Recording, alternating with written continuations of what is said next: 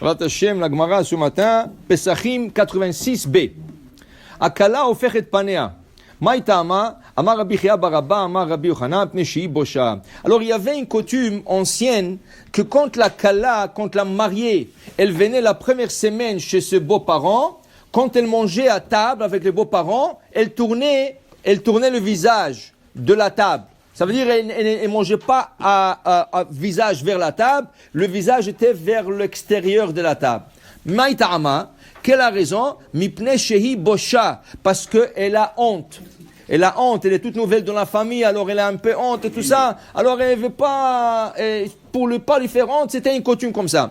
Rav Huna, Bere de Rav Natan, Nikla le Rav Nachman bar Yitzchak. Il y avait un rabbin qui s'appelait Rav Huna bar Natan. Il est venu visiter Rav Nachman bar Yitzchak.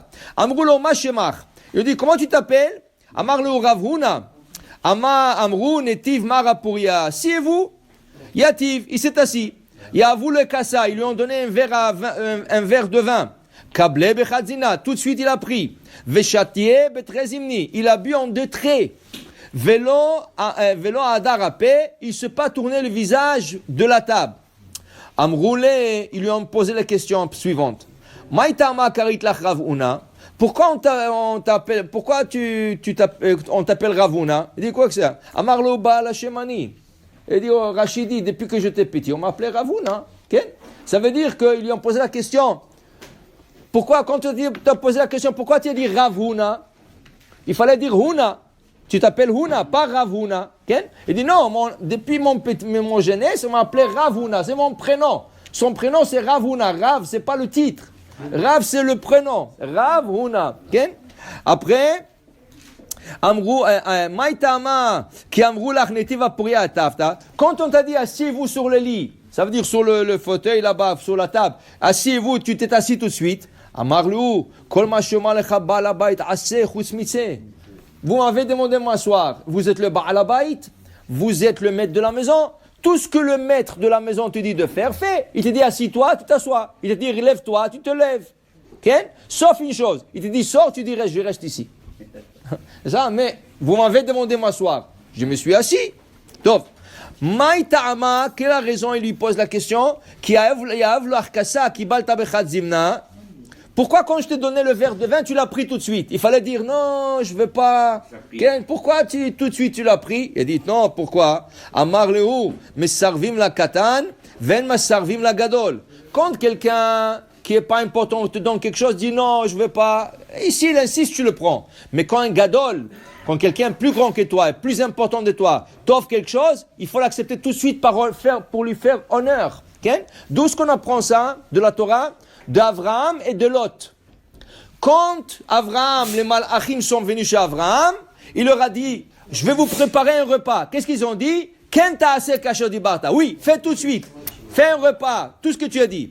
Quand ils sont partis chez Lot, cet après-midi-là, qu'est-ce qu'ils ont? Il a dit, je répare. Non, il dit, Barechov Nalin, on ne veut pas rentrer chez toi, Bechlal, on ne veut même pas manger chez toi. On va dormir dans. Oui, s'il vous plaît, il a insisté. Ok, yalla, kenta ase.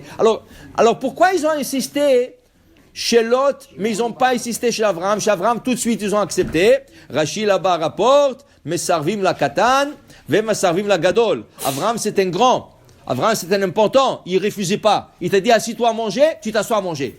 L'autre, c'était plus bas niveau qu'Avraham. Alors il lui a dit, vous mangez chez moi, il dit non, on préfère dormir dans la rue. Il a insisté, ils sont rentrés chez lui. Mais pour te dire, quand quelqu'un de plus important de toi t'offre quelque chose, accepte-le, par respect vers la personne.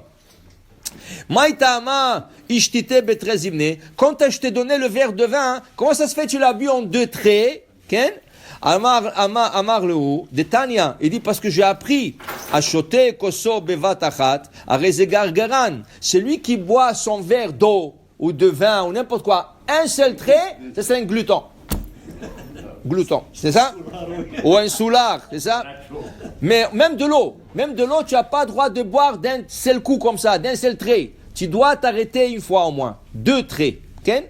Il dit ici, shnaim, boire son verre en 2 traits, derech eretz, c'est derech eretz. Shlosha, celui qui boit son verre très doucement, gasut aruach, c'est un arrogant. Alors par exemple, il y a maintenant des jeunes, ils ont toute une mode, ils n'ouvrent pas la canette. Ils ouvrent pas la canette, comme ça, percer la canette. Un petit trou, et toute la journée, il est capable de boire cette canette, des petites gorgées, il peut la boire en 4 heures. Ça, c'est l'arrogance. Ça, c'est l'arrogance, tu n'as pas le droit. Tu dois boire d'une manière normale. D'une manière normale. Et c'est quoi la manière normale? 2 traits. Il dit, la Gemara, il explique aussi, la Gemara nous explique, ça dépend aussi du verre. Si tu as tout un petit verre, tu vas pas prendre 2 traits, comme le chat qu'ils appellent. Oui, le petit verre là, d'un once, ou un chat.